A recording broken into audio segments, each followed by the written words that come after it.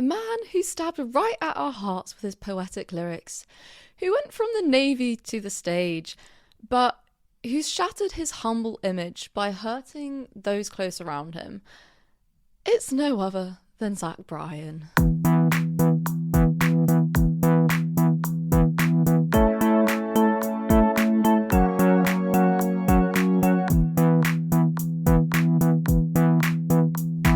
Welcome to 6 Notes of Separation. If you're new to the pod, here's how it's going to work. Every episode I'm going to be diving into an artist, exploring their lives, their music, and any scandals they might have found themselves tangled in.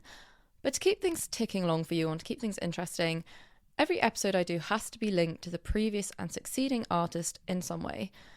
This could be through a producer in common, an artist they're both connected to, or maybe even some kind of relationship history. Truly anything goes as long as there's a link.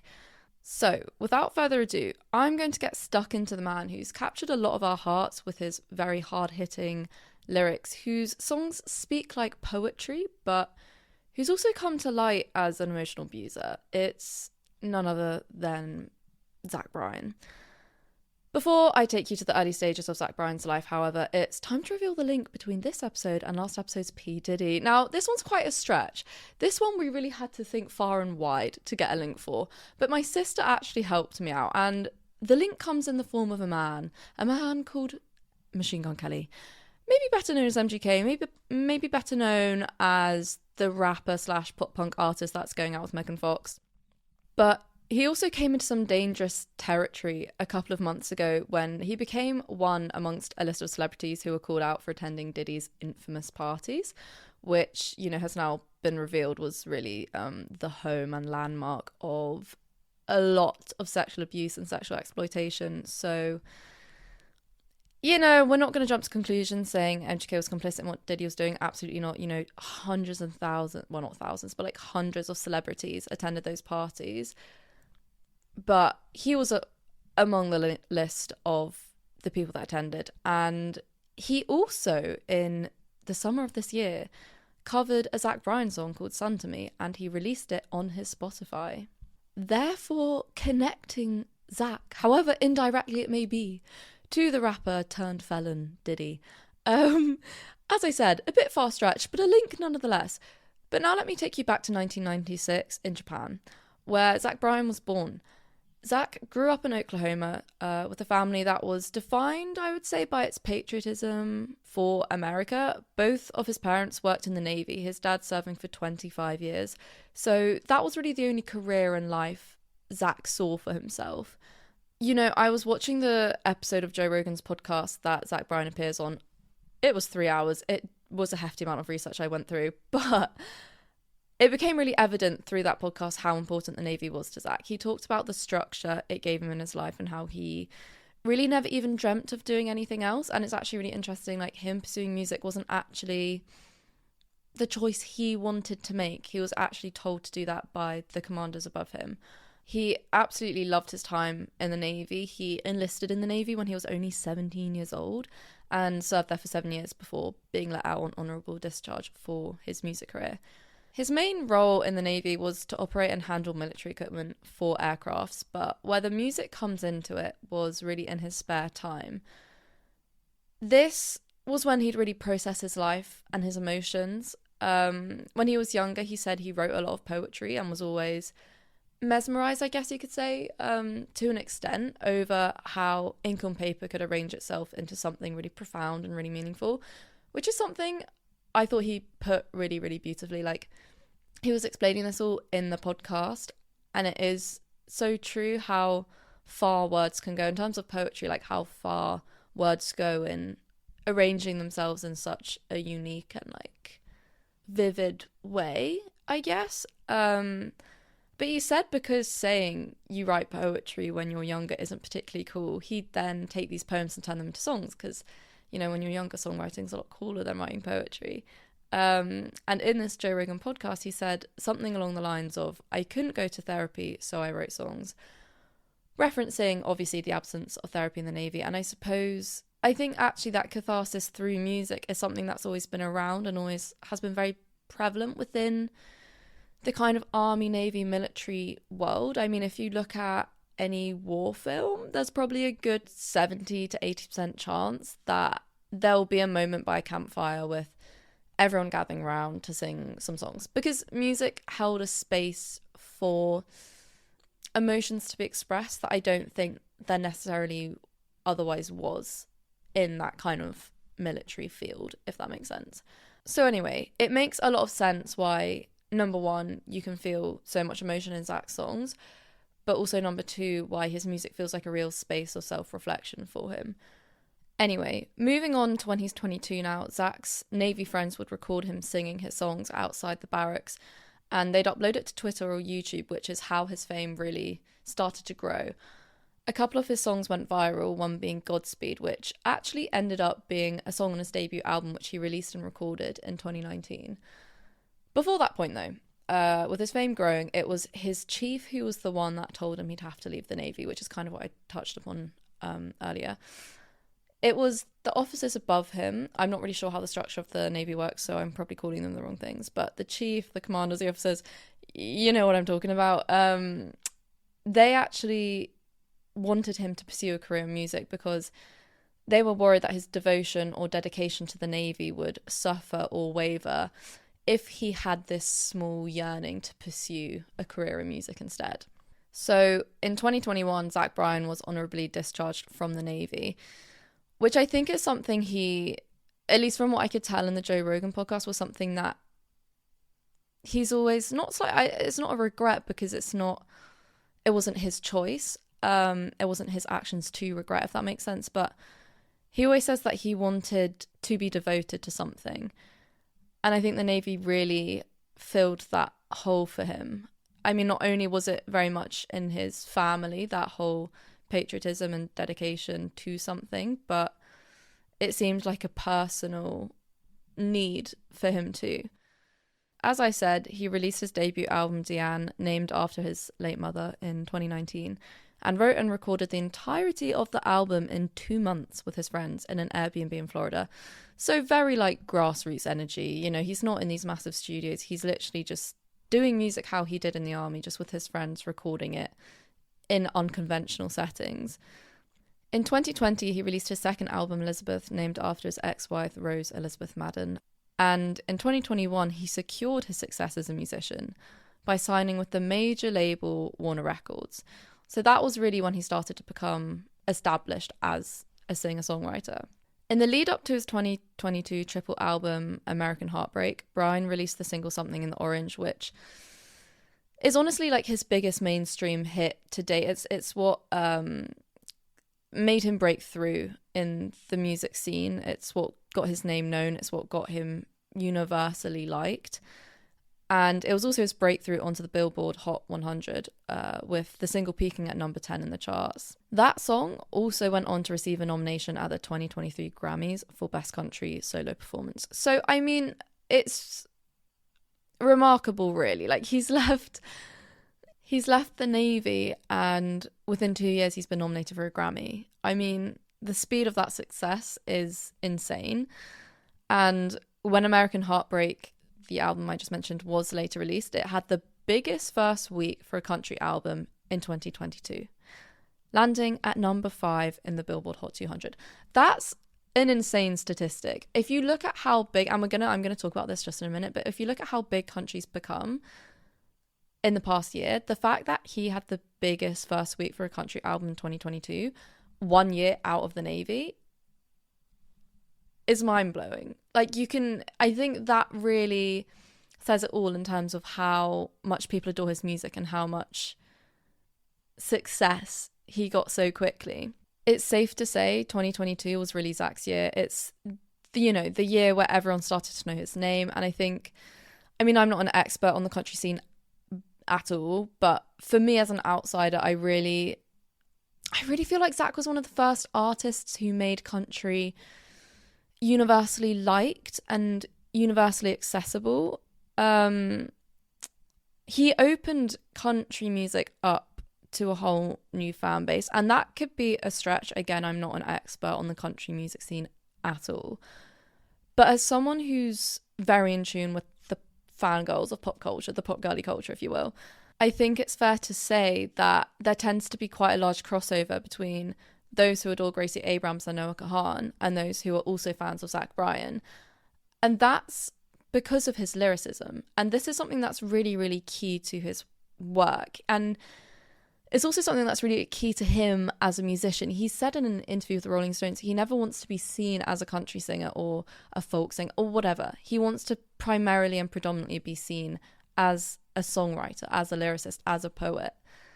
And you can really tell through his music that really shines through. Like, it's a lot of his songs that have blown up. For example, Pink Skies is one of his songs that have blown up, and I'd say it blew up because of its lyrics. Like, it's such a heartbreaking song, and I think the rawness, if that's a word, the rawness of Zach's lyrics is what resonates with people, just like Noah Kahan and Gracie Abrams. And I think that's why he's become so big so quickly. He's managed to grab a whole fan base that wouldn't necessarily dive into country music.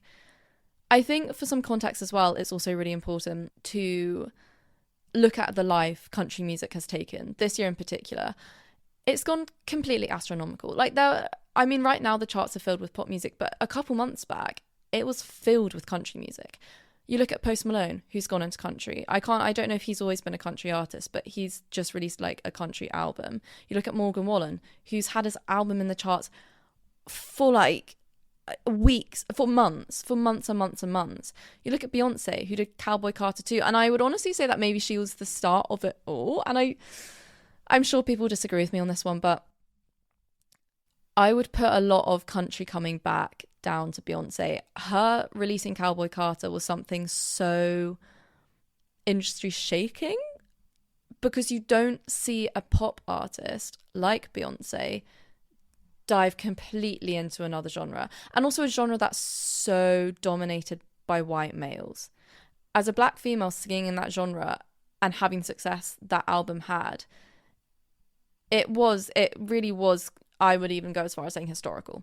But I think off the back of that, you've seen so many other pop artists dive into that country leaning sound. You know, look at Sabrina Carpenter's album, that has some country on it. Look at Role Model, that has a country influence. Noah Kahan, yes, he's folk pop, but he has a countryness about him, and all of those people are in the charts. If you look at Shabuzi and a bar song, that's gone astronomical, that's country.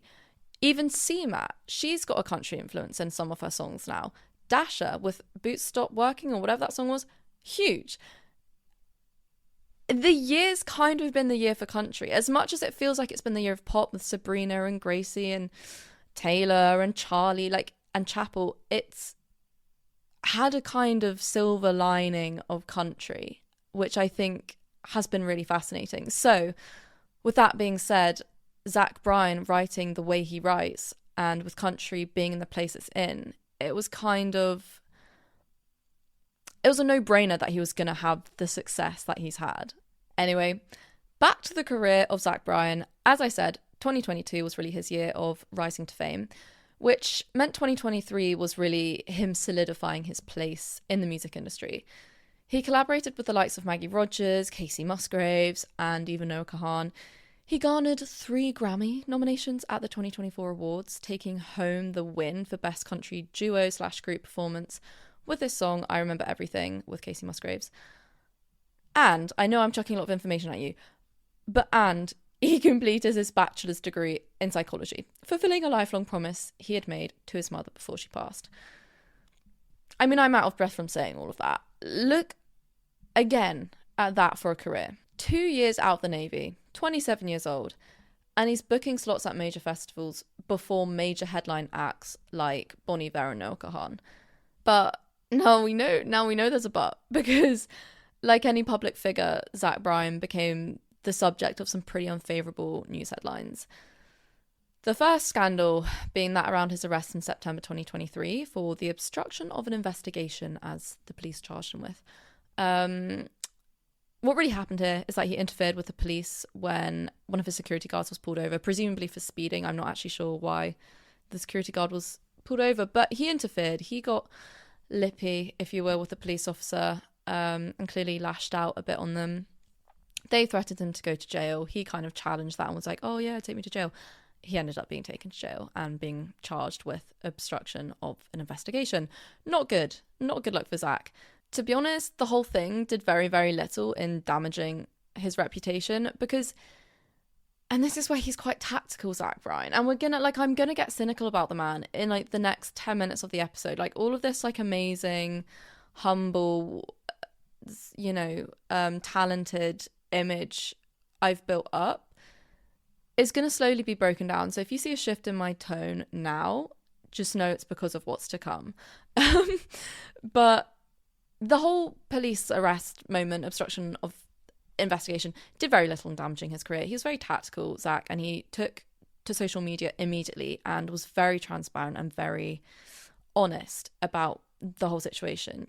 He explained his side of events and concluded by saying, I didn't help my situation at all. I felt like a child. I'm a grown man and I shouldn't have behaved like that. So again, this accountability and transparency only really made him more admirable. It made people like him even more because they were like, wow, this is a man taking responsibility for his action. It's like he kind of beat the news headlines, and therefore when the news headlines did come out, it wasn't very shocking news, and therefore it really didn't hurt his reputation. But it's...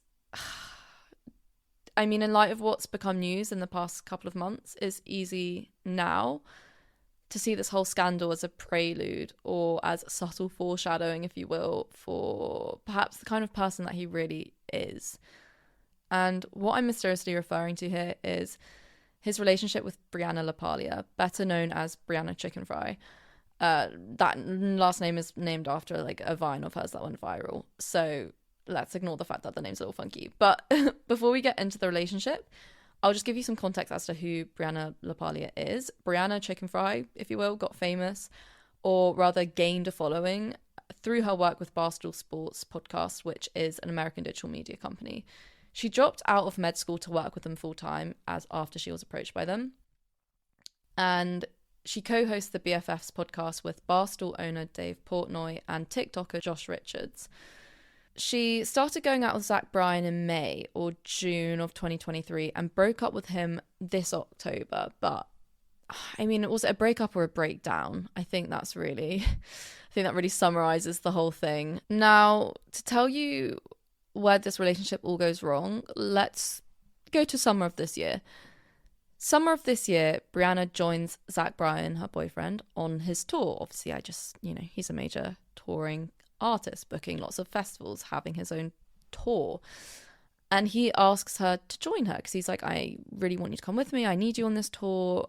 I just need you with me on this tour. And she's like, okay, cool, of course. She joins him on the entirety of his tour. The consensus was that he had his tour, then they'd be home for a couple of weeks, and then she had her tour, touring her podcast. And the idea was that he would join her for her tour as well, just like she had joined him. When they did get home after his tour, he kind of backed out of touring with Brianna, and he, Zach Bryan was a bit like, I've had a really hard year. I think I just need time to be still and to be at peace and to kind of have time to process everything that's happened. And no one knows what's happened in Zach Bryan's life. And it's something that both Brianna and Zach have alluded to. They've both said he's had a really hard year. He's gone through some really tough stuff, like clearly like really, really tough stuff. And no one knows what it is. But it later kind of becomes evident that this tough stuff seems to be the excuse for every bad thing Zach does, which shouldn't be excusable. So when he backs out of touring with Brianna's obviously very, very understanding of that. She's like, okay, like, it's a shame that you're not going to come with me, but absolutely, I get it. If you want to be still, if you want to have a moment to just process everything that's happened to you, 100% do that. When she's on tour, they're calling every night. She's, posting on her social media what a lovely time she's having, because you're allowed to have a lovely time. And something happens where Zach does a complete 180. He just, out of the blue, stops answering her calls, stops answering her texts. He then does a pop-up show in New York City and starts going to parties and posting about it, which immediately has Brianna thinking, that's odd. The whole reason for him staying home was to take time for himself and to process and be quiet and be still. That was literally his words. And now he's kind of out and about, getting drunk, doing shows, not answering her messages. It's odd. And then he calls her out of the blue while she's still on her tour saying, I can't do this anymore. And basically breaks up with her. That obviously leaves her very shocked, very confused. When she gets back from tour, she basically arrives to him saying, pack your bags, you need to leave. Like, I want you out of here. Like, because they bought a house together for context. So after she's told she basically has to move out of her house with Zach, she goes back to her family for a couple of days with her bags packed, a bit like, well, I don't know what's happening. You know, she's crying, she's very confused. And Zach's very hot and cold. Then he kind of rings out of the blue again and just like, I need you here. I need you. Please come home. Please come home. I can't cope without you. We can start to see where this is going. It's a very controlling relationship. And he never apologized for what he did, but he would just call her saying, I need you and I made a mistake. Please come home. So she goes back to Zach. She's, you know, there ready to support him and work through whatever's just happened. But then she gets the cold shoulder from him, and he goes to Oklahoma and never says goodbye. He just goes to Oklahoma, and when she says, can I hug you? Like, I feel like this is the last time I'm going to see you. He throws a fit and basically shouts at her saying, don't be, excuse my language, but he says, don't be so fucking stupid. Like, of course I'm going to see you again. That was the last time she saw him. And, you know, they never had a sit-down conversation. They never really addressed the fact that they officially had broken up. It was just kind of Zach doing this hot and cold thing, and then Brianna being like, well, I guess we're broken. Like, I guess that's it. But they finally had a conversation over text where they did address the fact that they were officially breaking up. And all Brianna wanted from him was to just have 1 week before making it public knowledge that they'd broken up. She just asked him, please, can I just have 1 week to process this by myself before we announce it on social media? And that seemed to be agreed amongst the two. That night, she finds Zach's profile on Raya, which is a celebrity dating app. So already, that's so messed up. And then the next morning, it turns out Zach's put a public statement on his Instagram story addressing the whole breakup. And this is what the statement says. He says, Brianna and I have broken up, and I respect and love her with every ounce of my heart. She has loved me unconditionally for a very long time, and for that I'll always thank her. I've had an incredibly hard year personally and struggled through some pretty severe things. I thought it would be beneficial for both of us to go our different ways.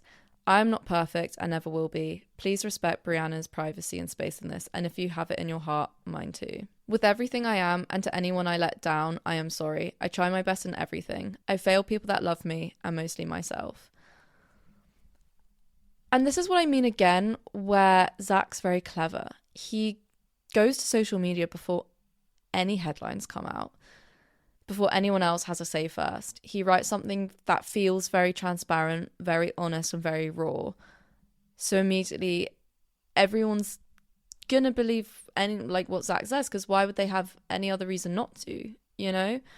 And it was only really later that day, or maybe the day after, where the narrative started to change, because Brianna posted a YouTube video in response to this black screen breakup Instagram story titled, Love you guys, be back soon. And in the video, she says, I just woke up to Zach posting on his Instagram that we broke up. I had no idea that post was going up. He didn't text me. He didn't call me. I just woke up to a bunch of texts. I'm completely blindsided. She also she's there crying on her bathroom floor, and she also goes on to say, how can you give every ounce of yourself to someone and then be discarded of in a few days? So you can see how shocking and how upsetting it was for Brianna. And now we've got the context of the fact that she had asked him for a week before it went public, and then later that night he has his own celebrity dating profile, and then he takes the breakup into his hands and posts it on his story. It's harsh. It's really, really harsh. But that's just the tip of the iceberg. Like, that's just the start of the story.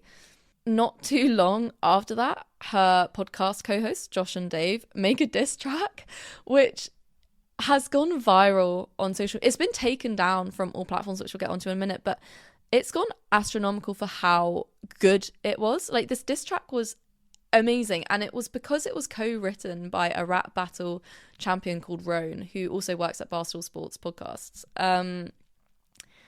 For example, some of the lyrics in the diss track goes, There's something in the orange and it's you behind the bars. I mean, already that alone as a statement is like chef's kiss. So good. Another great one-liner they have is "you're great at being country" without the second syllable. Like, it just, it's really like punchy, harsh lyrics. And the outro to this diss track, the diss track's called Smallest Man, by the way, if any of you want to search it up. It will be out on the internet somewhere. But the outro to the song is based off the melody of Zach's song 28. And one of the lyrics is, "How lucky is Brie to be free of ZB." You know, it's just a really good and well thought out diss track, to be honest. And Brianna had absolutely nothing to do with it, but Zach obviously gets involved. Now, the funny thing here is that Josh Richards, a TikToker, I think he's put out diss tracks before, and he's actually signed under Warner Music Group, which is the label that none other than Zach Bryan is also signed to. So not only is the video taken down for copyright due to the fact that the outro is in the melody of Zach's 28, but it's also such a clear sign from Warner Music Group that they'd rather prioritize Zach Bryan than they would Josh Richards. If you're looking at what's more beneficial for the label as well, would it be defending against an emotional abuser, or would it be racking in a lot of money? It's a label, you're going to choose the money. So the Smallest Man diss track gets taken down and it's not really allowed to be released anywhere. As I said, Brianna's got her podcast, the BFFs podcast with Dave and Josh, and there's 2 episodes, both about an hour and a bit long, an hour and 15 long maybe, where she explains the whole of the relationship. She's still very respectful of his boundaries. She doesn't expose him. She says there's so much more I could say about him which would kind of be incriminating against him, but I'm not going to, because I'm not that kind of person. Like, you know, she didn't do it from a place of exposing him. She did it from a place of standing up for herself, because it becomes so clear that this relationship was emotionally abusive. I mean, that's what she describes it as, and when she does describe the relationship, you can see that come through. Like, firstly, Zach and his team offers her $12 million to sign an NDA when they break up. That speaks for itself. And this is something that she was really clear on, as was Dave and Josh. They were like, the fact he's offering you $12 million for something he would describe as a abuseful relationship speaks volumes, because you're only giving someone that much money to sign an NDA if you have something to hide because you think you've done something wrong. You know, if he felt like he was completely innocent in the relationship, if he felt like he hadn't hurt Brianna at all, or he you know, definitely hadn't emotionally abused her, he wouldn't have offered her £12 million to sign an NDA. It's actually just, it was really sad actually to see how upset and hurt and broken down Brianna was as a human. Like, you see her on this podcast still trying to process it all, still trying to process the fact that she was in an emotionally abusive relationship. Like, she'd only clocked that was the kind of relationship she was in till they had broken up. She never knew when she was in the relationship that's what it was, because she was in it, you know, and she just saw the version of Zach she wanted to see. But after everything he's done, and like after officially breaking up, it's only now she's had this time, I guess, in the hindsight, to reflect on it and realize how controlling and manipulative he'd been. But Zach's response to it all has been very, very minimal. Like, he hasn't commented on it at all. He's released 2 songs, one being High Road and one being This World's a Giant. And this is, again, like, well, I'll get onto it in a minute, but some of the lyrics of High Road goes, "She's bound to come back and haunt you forever. There's ghosts in the windows and walls. I've waited by the telephone all fucking night for someone that ain't ever gonna call." Do you see what I mean when I say the lyrics is really pure poetry? But to put that to the side for a second, I think it's so interesting to see the victim complex Brianna was talking about shine through in this song. It's very, very evident in the song that Zach believes he's the one who's been left and he's the one who's been hurt. You know, the song speaks of a woman who's bound to come back and haunt him forever. There's no accountability in the song. There's nothing about him realizing how controlling and abusive he'd been. He kind of proves correct everything Brianna was saying. I mean, one of the lyrics from the High Road even goes, "Everyone is telling me that I need help or therapy, but all I need is to be left alone. The whole thing's just so ironic because he's not taking the high road. He's not taking the high road at all. If he was, he would have listened to how he hurt the person he loved, and he would have reflected on the fact that maybe he needs help. But instead, he, to some degree, kind of ignores the whole thing and makes it out to be that no one understands him, and he's been left with this overwhelming feeling of loneliness. I don't know Zach Bryan. Of course I don't. I don't know what's going on in his personal life. And I'm sure he's struggling with a lot, as he and Brianna have both alluded to. But does that excuse him to drown in self-pity? No. Does that excuse him to take that pain out on those around him? No. Does that allow him to be emotionally abusive and never feel the need to change? Absolutely not. Absolutely not. I just think it's so interesting to look at the accountability and transparency of his arrest in 2023. But when it comes to having that same level of grace in dealing with the breakdown of his relationship, those qualities are so blatantly absent. I would kind of go as far as saying that when it comes to his public image, Zach Bryan will do anything to paint himself as this down-to-earth and self-reflective guy, but when it comes to those directly involved in his life, he'll give absolutely no shits in how he presents himself to them and how he treats them.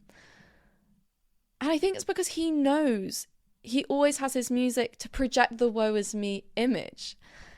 He'll always have his music to play the victim. The sad conclusion of this all is that Zach will continue to sell out bigger and bigger venues, and he'll go on to headline huge festivals, because at the end of the day, people love music for the music. The fact that he's emotionally abusive and toxic to the people around him is either A, a fact people won't know about, or B, a fact people won't care about. And that's just why this whole thing is so depressing. And I think that's why the music industry sometimes gets so depressing. It's the same with Kanye West. Look at him as a person versus his success. It just doesn't matter what a person does, because people like art for the art, not for who the artist is, you know? And with that being said, I think it's time we wrap up this episode. Thank you all so much for listening. If you want to keep up to date with all things Six Notes of Separation, make sure to follow us on TikTok and Instagram at Six Notes Podcast. I will be back very, very shortly with another episode on another artist, where we'll be exploring the link between them and Zach Bryan.